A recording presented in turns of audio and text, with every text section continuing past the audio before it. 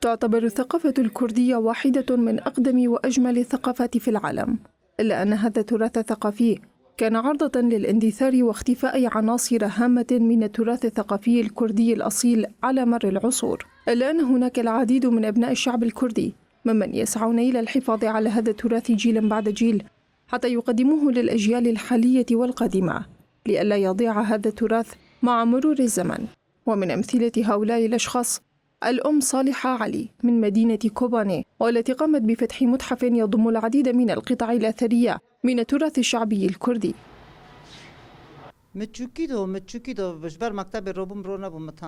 منذ صغري وأنا أعمل بالأشغال اليدوية، وحتى إن جهاز عرسي أنا من قمت بتجهيزه وتحضيره،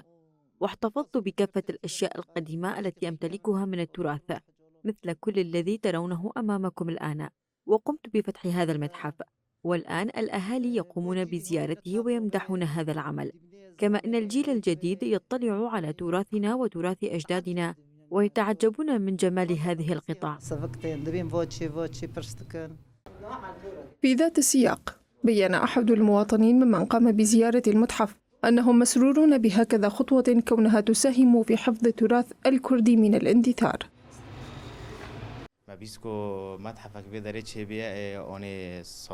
سمعنا أن هناك متحف باسم الأم صالحة،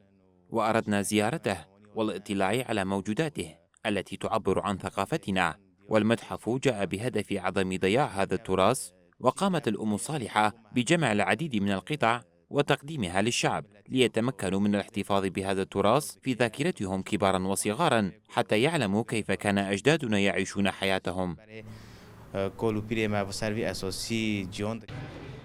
وفي متحف صالح علي توجد العديد من القطع الأثرية مثل الفانوس والمطحنة الحجرية والمنسوجات اليدوية والألبسة الكردية الفلكلورية وغيرها من الأدوات القديمة والتحف التي تقوم الأم صالحة علي بجمعها منذ عام 2018 بحب كبير حتى لا تفقد ثقافتها.